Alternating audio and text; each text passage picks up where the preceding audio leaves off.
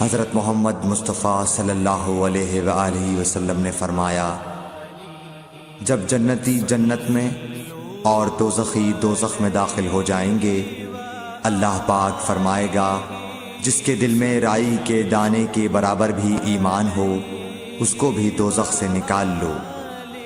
تب ایسے لوگ دوزخ سے نکال لیے جائیں گے اور وہ جل کر کوئلے کی طرح سیاہ ہو چکے ہوں گے، پھر زندگی کی نہر میں یا بارش کے پانی میں ڈالے جائیں گے۔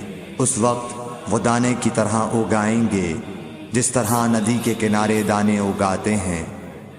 کیا تم نے نہیں دیکھا کہ دانہ زردی مائل پیچ در پیچ نکلتا ہے؟ صحیح بخاری حدیث نمبر 22۔